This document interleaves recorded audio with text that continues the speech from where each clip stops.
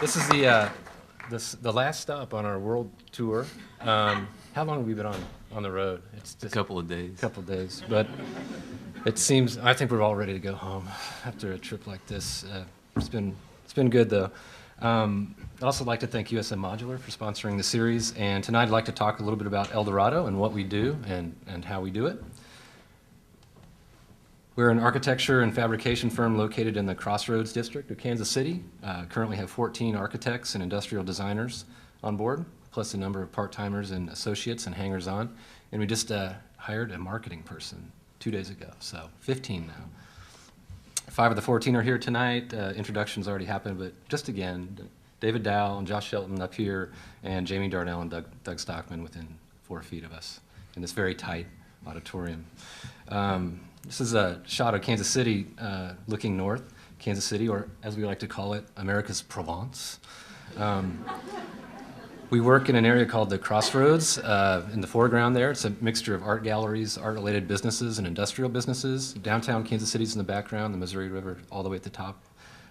We've had 4 locations in 3 buildings over the years. Spent a couple of years at the top dot, 8 years in the middle dot, and then we bought the bottom dot about 3 years ago and renovated that, and that's where we've been for the last 3 years. We've noticed a general southwest trajectory in our office location, so we do look forward to opening up an office in Sun City about 2025. Just in time for retirement. Yeah, we're going to retire to be sunny and warm. This is a close-up of the bottom dot. We have a 2-story, 12,000 square foot building we bought.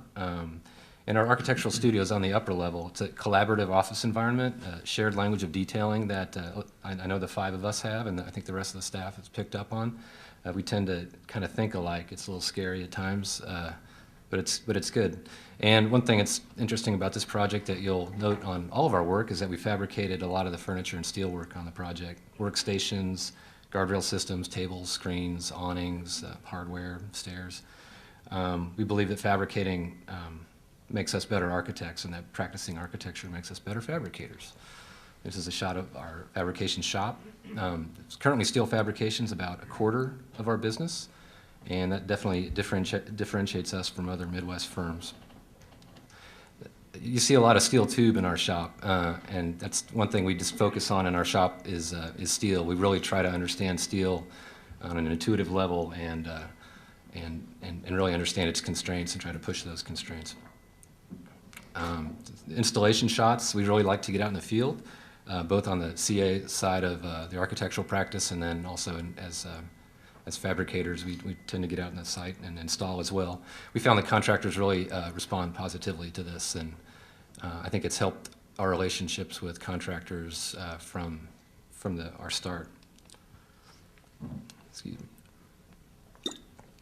We've been real busy the last 12 years. If you count major fabrication projects, we've done about 225 projects in that time.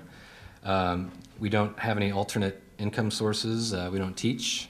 And so really the only way we can stay in business is to stay busy. And we wanted to show you some recent work tonight, as well as a couple projects that we did a while back.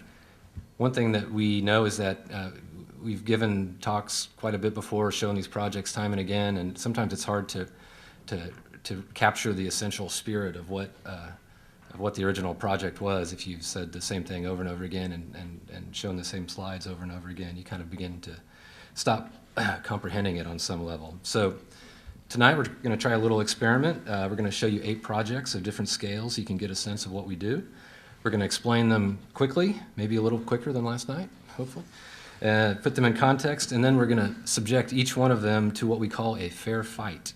We're going to compare them to things of roughly the same spiritual and essential presence. We do this from time to time in our office because it really makes us think about our work in retrospect.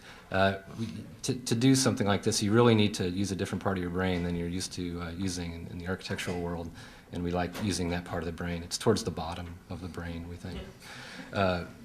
Hopefully it'll help you better understand us. I know it helps us better understand our work, and hopefully it'll also help you understand our work. Plus, it's addictive to do. It's really fun, and we found if there's one thing that's kept the 5 of us from killing each other over the last 12 years, it is having a sense of humor. So we try hard to do that. So the next 4 slides show you some examples of counterintuitive comparisons to get you in the right state of mind.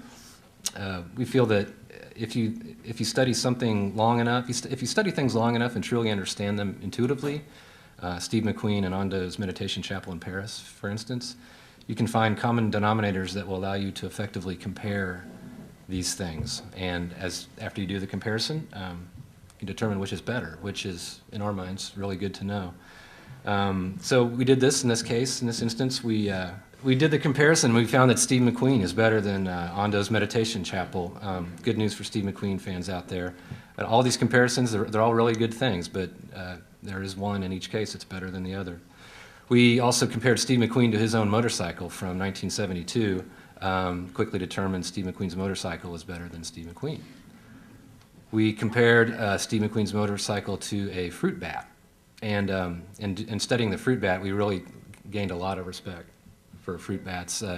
Flying rodents with radar. It's one of the best things out there, and it pretty handily defeated the motorcycle. In fact, it pretty handily defeated Zaha Hadid's Petra fire station.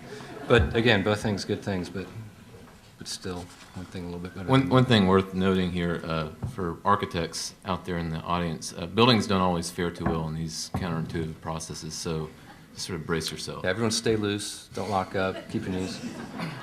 Yes, you can even compare apples and oranges, understood by many to be the alpha and omega of counterintuitive comparison.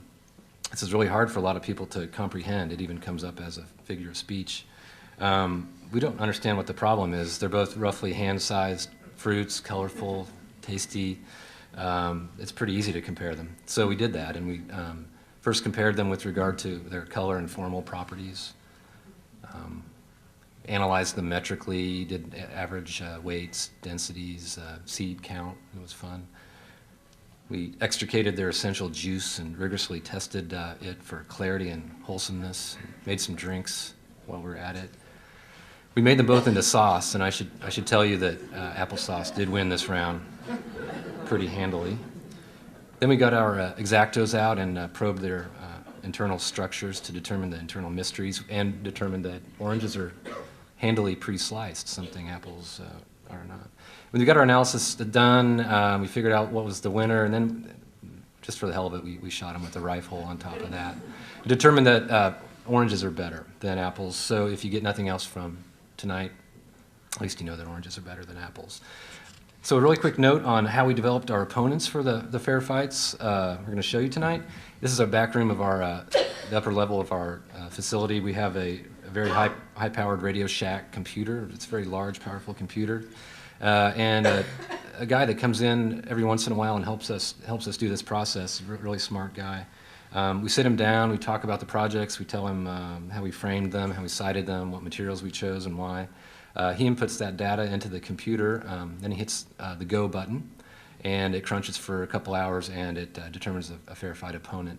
And then after we're done with the analysis, he puts that data in and determines the winner. So it's objective. I think you'll find tonight we're not rooting for our own projects. We just want to know. We just want to know what's better. All right, so the last project tonight is the Hodgdon gunpowder plant. Hodgdon Powder is a gunpowder manufacturing company located in Kansas City. Their plant is located in the Flint Hills, which is this great natural ecosystem of native prairie grasses, and it's really beautiful out there. This site, however, is a little different. It's got a rural airport which was constructed during World War II and once serviced bombers. The plant there in the center makes gunpowder, so this is a pretty muscular site within an otherwise sort of rolling prairie landscape. The ownership group approached El Dorado and asked us to consider making a building for people. They hadn't done that really. They'd only been making buildings for powder for the last 15 years, and though we're not a gun-toting firm, except for Jamie there, we do like people. We embraced the challenge immediately. We selected building modules to organize exterior circulation space and gardens, as well as organizing the differing aspects of the project's program. We did this instead of creating a singular building. As far as the building modules go, we selected the Quonset hut as the modular system. We really love this system. Its arch section is very efficient. And the project really became quickly a study in elevations, both transverse and longitude. You can see we articulated the transverse elevations with cedar slat construction. Cedar trees grow like weeds out in the Flint Hills, so it's a great indigenous material choice. And in terms of longitude elevations, we wanted to put the Quonset panels front and center. They have this great interlocking nature, and it's just a system that can go on and on forever. So we really love that. In terms of the interior, we used color to allow the arch section of the building to fall in relief at times. Color also indicates shifts in the project program. And back to this idea of this place as a campus, it's this sequence of interior and exterior spaces. We provided some overhead coverage through a canopy system, which integrates into the Quonset system, as well as this series of native landscaping gardens, prairie grass, and wildflowers. The slide to the right, you can see this clump of trees in the background. That's evidence of an old farmstead. Otherwise, the Flint Hills are really kind of wide open terrain, and kind of set the stage for the next fair fight. We were really excited actually about this. We got pitted against the planet Mars, and noticed right away in terms of surrounding landscape, both are empty, both ancient. The Flint Hills was once the bed of an ocean, and the native grasses are older than most North American animal species. Space also pretty empty, we feel like, and though disputed at times in the state of Kansas, we feel like space is older than the Earth and even Mars. Mars is the red planet there. You can see in the night sky, it's the only red planet. Hodgdon really came out swinging here in terms of ease of construction. These Quonset panels are diagrams of efficiency. Their arch section resists compressive forces. Their interlocking nature resists lateral forces. On the other hand, Mars, formation of a planet, really depends more on chance occurrence, chance collisions. In fact, New Science magazine quoted it as being violent, slow, and messy.